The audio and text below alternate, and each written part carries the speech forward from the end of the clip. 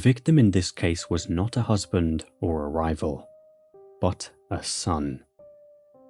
The weapon was not poison or a blunt instrument, but a heavy piece of stone, and the motive was illicit love. Louise, a French woman, had an illegitimate child while in France. A highly intelligent 36-year-old woman then became a governess in London and the first person to be executed in Britain in the 20th century. Join me today as I take you back to the 20th century. Manfred Louis Massett. Louise Josephine Jemima Massett was born on 15th of June 1863 at 109 Guildford Street, Russell Square, and baptised on July 5th, 1863 at Holy Trinity Gravesend Road. She was the second of three daughters of Etienne Ernest Magliore Massett and Elizabeth Rebecca Reffel, and was a granddaughter of Henry Hatch Reffel. There was also a younger brother who died at an early age. Manfred Louis was born in May 1896 at 17 Highgate Hill, Upper Holloway, and baptised on May 19, 1896, at St. Peter Dartmouth Park Hill. His father's name was shown as Maurice, who was believed to be a French resident. Louise and Manfred lived with her sister, Leonie Ernestine Mary Ann, at 29 Bethune Road, Stoke Newington. In order for her to work as a day governess for a wealthy family, Manfred was put into foster care with Miss Helen Gentle from Tottenham. At 6:19 p.m. on Friday, October 27th, 1899, two women stepped off a train at Dalston Junction station in North London. Mary Tehan, a governess from Isleworth, and her close friend, Margaret Biggs, were on their way to a lecture at a school in Tottenham Road, Kingsland. However, before heading out, Mary needed to use the ladies' restroom.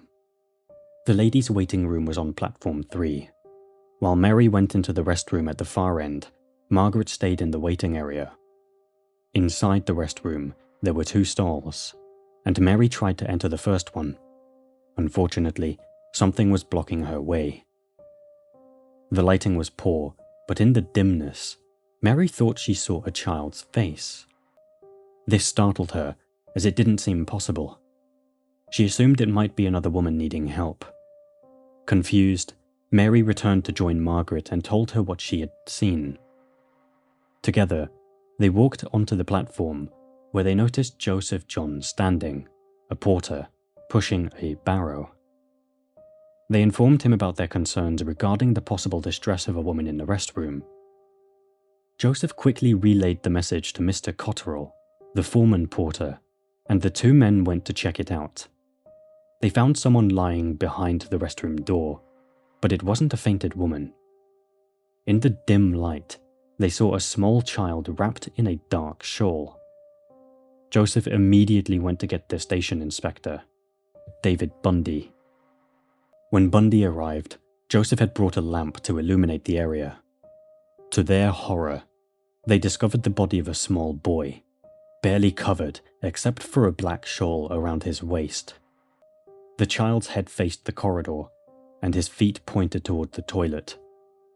There was blood on the child's face, and nearby lay a broken clinker brick, which is a type of hard brick used for paving. Bundy quickly called for the police and a doctor. Dr. James Patrick Fennell arrived at 6:55 p.m. to examine the child. He confirmed that the boy was dead and initially estimated that he had died at least 2 hours before. After a more thorough examination, he revised his estimate to between 2:55 p.m. and 5:55 p.m., suggesting that the boy likely died between 3:55 p.m. and 4:55 p.m. The police investigation began slowly. There was nothing on the child's body to identify him, so details about the crime and descriptions of the boy were published in newspapers on Monday, October 30th, in hopes that someone would recognize him. Helen Eliza Gentle, A children's nurse living with her mother at 210 Clyde Road, Tottenham, saw the reports.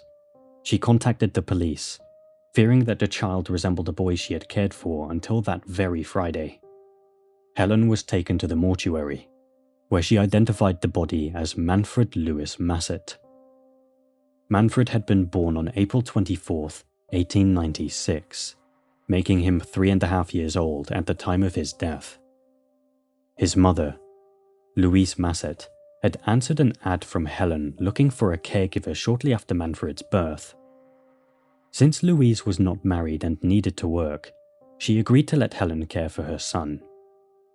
In May 1896, Manfred was entrusted to Helen, who was paid 37 shillings a month for his care. This arrangement lasted until recently. At first, Louise visited Manfred every 2 weeks, but as he grew older, these visits became weekly. Every Wednesday, Louise would come to see him, sometimes taking him for walks, often accompanied by Helen to a nearby park. On October 16, 1899, Louise sent a letter to Miss Norris, Helen's mother, explaining that Manfred's father, who lived in France, wanted him to come over for his education. Louise agreed and planned to take custody of Manfred on Friday, October 27th. On Wednesday, October 25th, Louise visited Clyde Road to finalize their plans. Helen agreed to meet Louise outside the Birdcage pub on Stamford Hill at 12:45 p.m. that Friday. The last time Helen saw Manfred alive was when he got on a bus with his mother, heading to London Bridge railway station to catch a train to Newhaven, and then a ferry to France. The police wanted to talk to Louise, so they went to her home at 29 Bethune Road in Stoke Newington. The house belonged to Richard Kadish, who was married to Louise's sister, Leonie. They confirmed that Louise had told them she was going to France to give Manfred to his father. She had left home at 12:30 p.m. on October 27th and didn't come back until 9 p.m. on Sunday, October 29th. Since then, Louise had been acting normally and had gone out to teach some music and French lessons. The family didn't know when she would return, so the police decided to wait across the street for her. On the early morning of Tuesday, October 31st, the police saw a man arrive at Louise's house. He went inside and soon came out with Mr. Kadish. The officers followed the two men to Streatham Road in Croydon. The visitor was George Richard Symes, who was married to another of Louise's sisters. The two men went back to Mr. Symes' house together. When the police knocked on the door, they found Louise in a very upset state, talking to her brothers-in-law. George Symes said that Louise had arrived at his house around 11 p.m. She mentioned seeing a newspaper article saying that the body found at Dalston had been identified as Manfred, and the police were looking for his mother in connection with his death. Louise firmly denied having anything to do with Manfred's death, claiming someone else had killed him.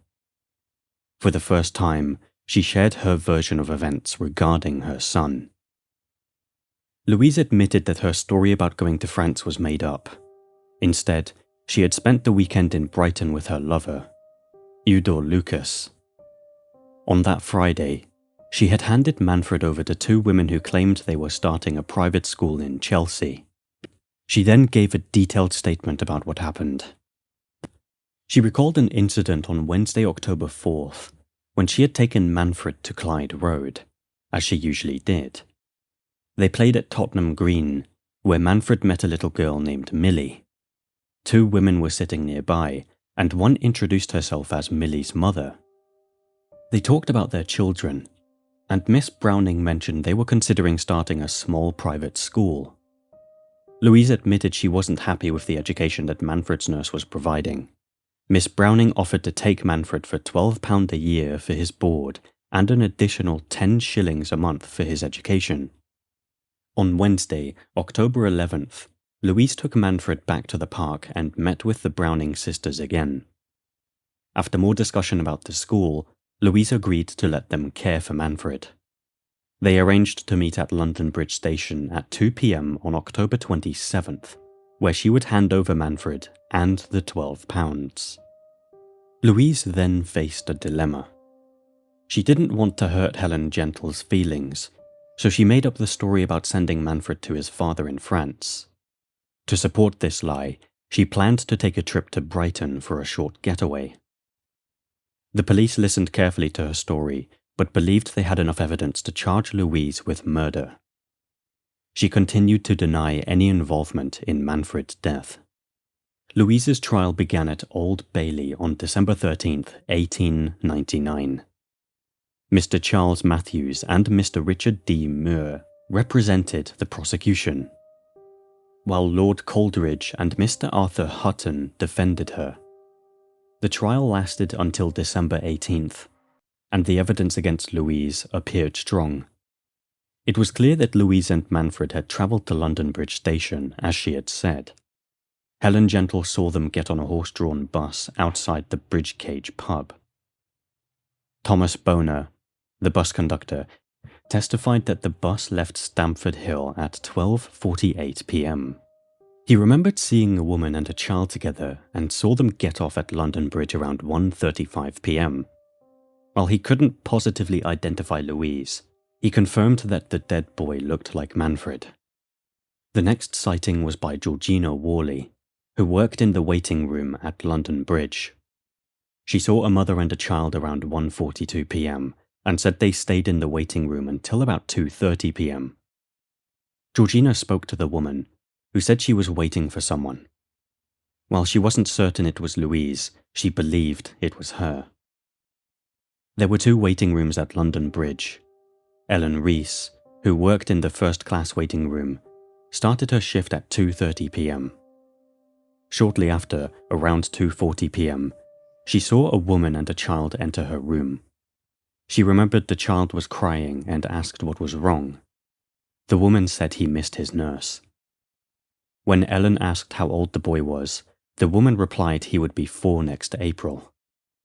The woman then said she would buy him a cake, and they left for the refreshment room around 3 p.m. So far, Louise's story hadn't faced much trouble. She admitted she had gone to London Bridge and first entered the waiting room, where Miss Worley worked. Louise said she was supposed to meet Mrs. Browning at 2 p.m. When Mrs. Browning and her friend didn't show up by 2:30 p.m., Louise thought they might have been in the other waiting room. She talked to the attendant there and left around 3 p.m. Finally, the two ladies arrived, apologized for being late, and took Manfred. This timing allowed Louise to catch the 4:07 p.m. train to Brighton. The first real issue arose when Ellen Rees continued her testimony. She said she saw Louise again at 6:50 p.m., this time alone in the restroom. Louise asked Ellen for a towel to wash her hands and then inquired about the next train to Brighton. Ellen told her it was scheduled to leave at 7:20 p.m., suggesting she hurry if she wanted to catch it. The actual train was set to leave at 7:22 p.m., but ended up departing a few minutes late. Ellen last saw Louise at 7:18 p.m., as she left the waiting room to catch the train.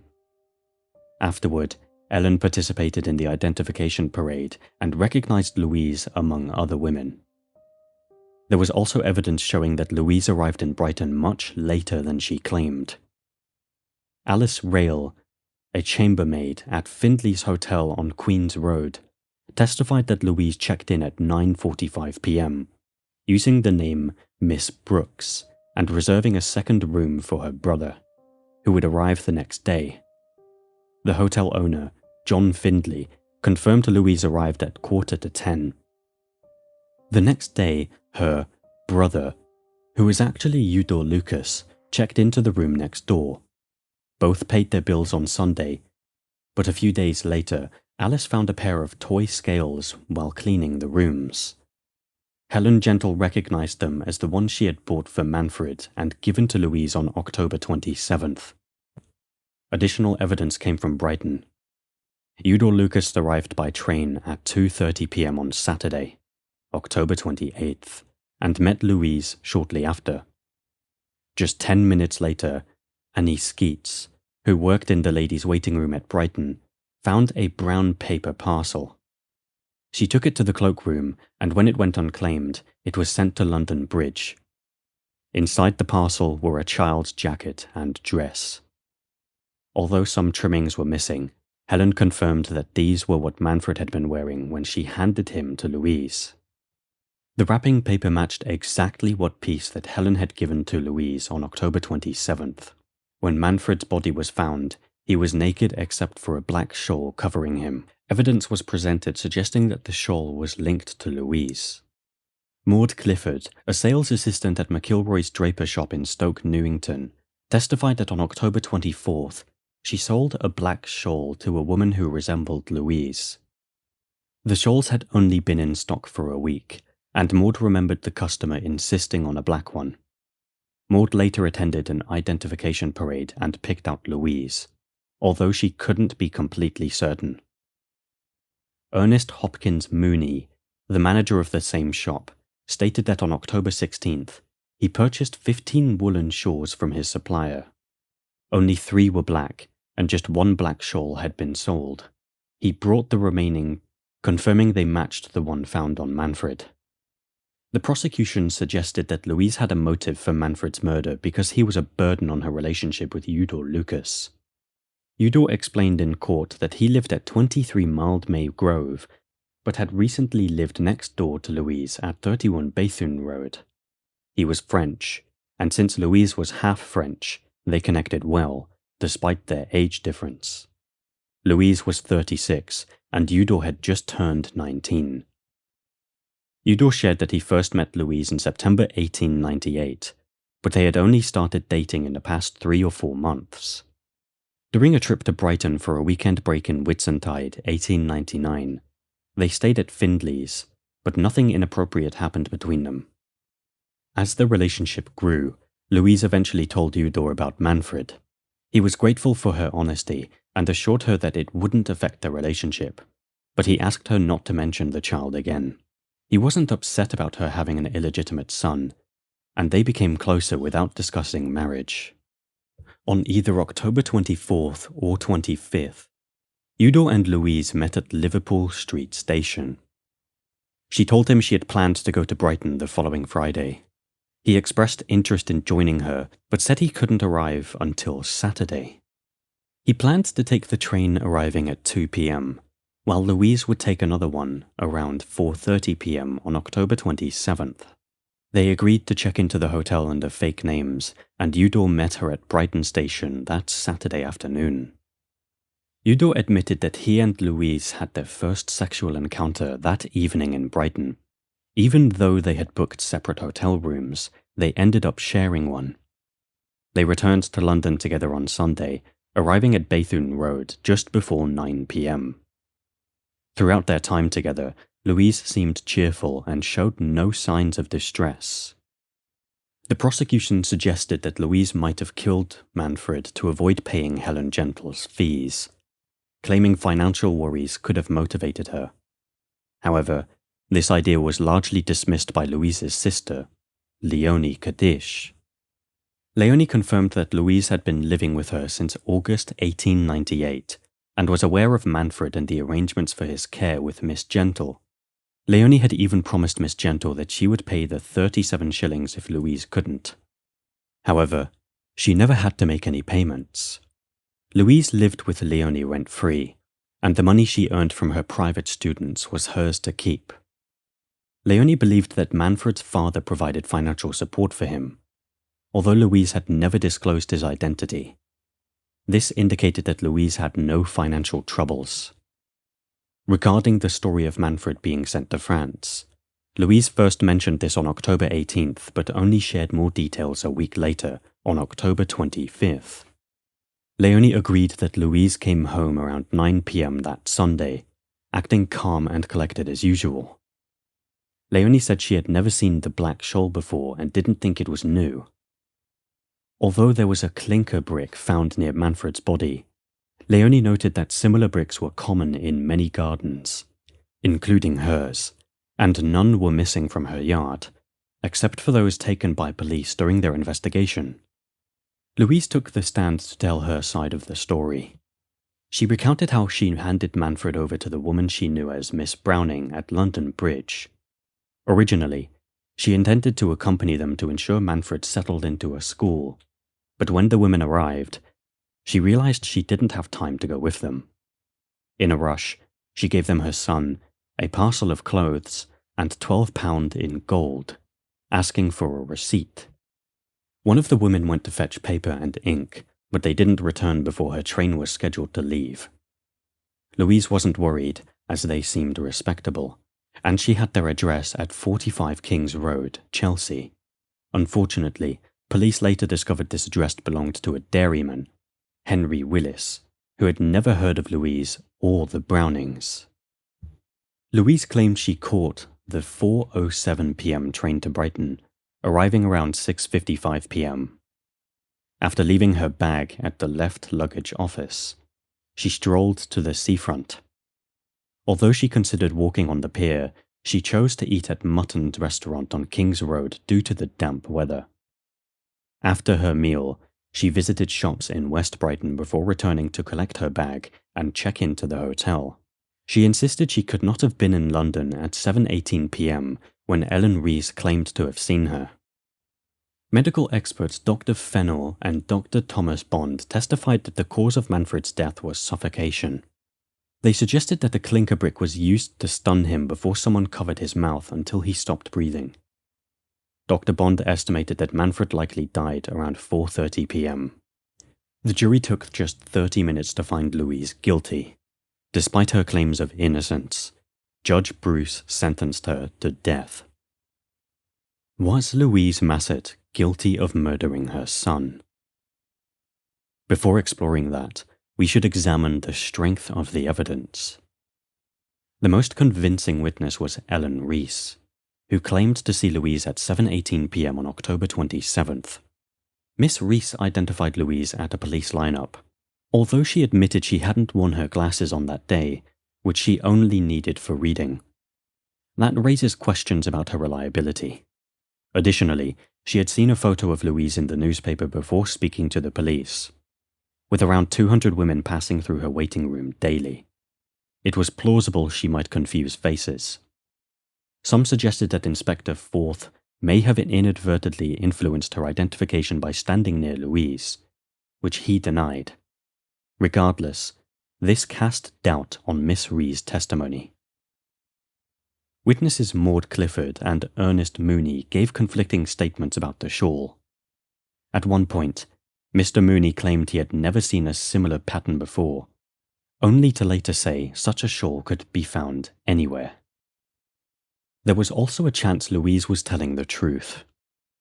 It was confirmed that she was at London Bridge with Manfred until 3 p.m. Louise's account was supported by bus conductor Thomas Boner and witnesses Georgina Worley and Ellen Reese.